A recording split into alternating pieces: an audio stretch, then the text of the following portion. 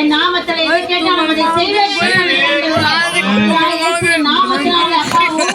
मालूम बाल आगम बोले कौन रहा माखूम ना फोन में तेरे काम रोड पर चली का मत पली तो कपल जाए आगर कौन फार वासर तो रे पूछ रहा அப்பா இன்னும் இந்த ஜெப கூட்டம் ஆண்டவரே अनेक நான் தொடர்ந்து நடக்க கர்த்தர் கிருபை பாராட்டும்படியாக ஜெபிக்கிறேன் கர்த்தாவே மக்களால காரியம் ஒன்றுமே தகப்பனே மக்களால காரியம் தேவனால கூடுபடி விசுவாசிக்கிறேன் அப்பா விசுவாசம் உள்ளவர்களே என் நாமத்தில் எதை கேட்டாலும் அதை செய்வேன் அப்படியே கர்த்தர் நிலைப்படுத்துங்க இந்த அநாகத் போல லட்கरे नागा दिया का और कच्ची का पर निकल अनागत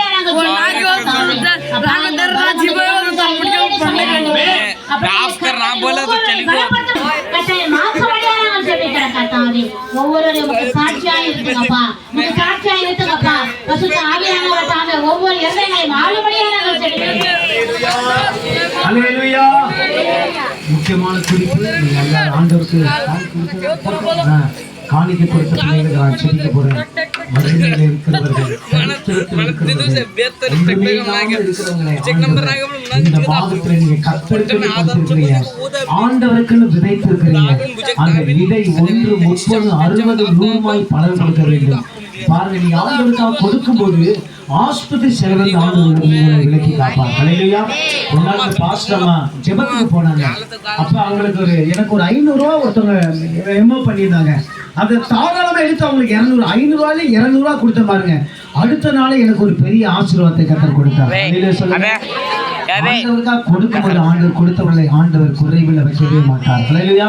நீங்க விதைத்து பாருங்க. நீங்க நெல்லு ஒரு நெல்லு தான் விதைப்பீங்க, ஆனா அறுக்கும் போது லட்சமான நெல்லை அறுக்க முடியும். ஹல்லேலூயா. ஒரு நெல்லை தான் விதைப்பீங்க, அது ஆயிரக்கணக்கான நெல்லுகளை அது கொடுக்கும். அதே போல கர்த்தருக்கு நீங்க கொஞ்சம் விதைச்சிருக்கிறீங்க, ஆண்டவர் ஆயிரக்கணக்கான விதைகளை அறுக்கக்கூடிய ஆசீர்வாதங்களை பார்க்கக்கூடிய காரியங்களை ஆண்டவர்களுக்கு அடுத்த மாசம் செய்ய போகிறார். ஹல்லேலூயா.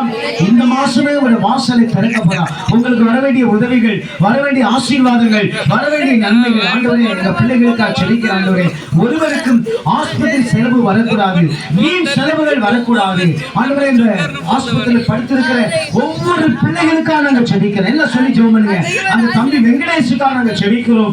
அந்த பிள்ளைக்கு இன்னைக்கு பலம் இல்லாதனால இன்னொரு ஆஸ்பத்திரியில் மாத்திட்டாங்களாம். அவங்களுக்கு ஜீவனை கொடுத்தீர், சுகத்தை கொடுத்தீர், ஆரோக்கியத்தை கொடுத்தீர். அது சீக்கிரம் இந்த சபையில் வந்து இந்த ஆராதனை வந்து அவனை சாட்சியாக நீ எடுத்து பயன்படுத்த போறீ. அதற்காக நன்றி. வந்த பிள்ளைகள் ஒவ்வொருவரையும் ஆசீர்வதிங்க. அடுத்த வாரம் இன்னும் அநேக மக்களை அழைத்து வரக்கூடிய பிள்ளைகளாக இவர்களை மாற்றுவீராக, இவர்களை ஆசீர்வதிப்பீராக. தொடர்ந்து காத்துக்கொள்ளும் இயேசுவின் நாமத்தில் பிதாவே. ஆமென். சோமி முடிப்பாங்க. அது எல்லாம் அப்படியே